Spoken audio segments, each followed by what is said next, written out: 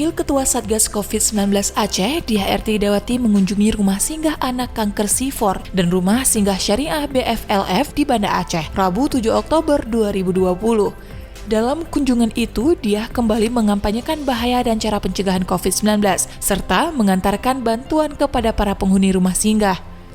Diah mengatakan keluarga bisa saja menjadi klaster penyebaran, jadi di rumah tetap jaga protokol kesehatan. Apa yang dikatakan Diah disebabkan oleh para penghuni dua rumah singgah yang rutin bolak-balik memeriksakan kesehatan di rumah sakit. Kondisi kesehatan mereka, kata Diah, belum stabil yang tentu membuat imun melemah. Karena itu pemakaian masker secara rutin menjadi sebuah keharusan.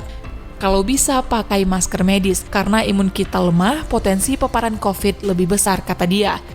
Selain itu, Diah juga berpesan agar pengelola rumah singgah bisa menyampaikan keluhan kepada pihaknya jika mengalami berbagai kesulitan. Dirinya terbuka untuk menerima berbagai keluhan, masukan, dan saran dari pengelola rumah singgah tersebut. Tentu semua dilakukan demi kemanusiaan.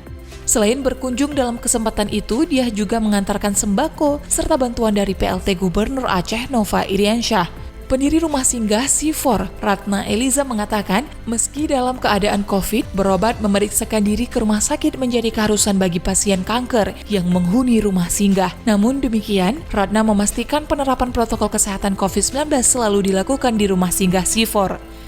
Senada dengan Ratna, Ketua Umum BFLF, Michael Octaviano SSTP menyebutkan penerapan protokol kesehatan COVID-19 dilakukan di rumah singgah BFLF. Hal itu untuk memastikan agar setiap penghuni bebas dari COVID-19.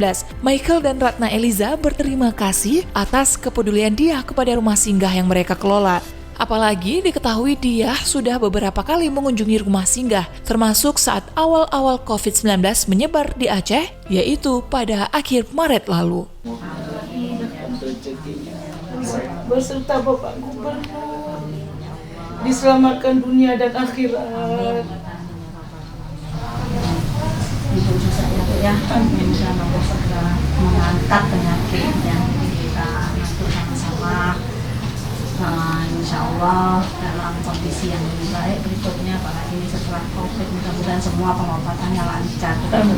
Sekarang banyak terkendala COVID, pengobatan ini kan adalah masih semua kita dicoba semua.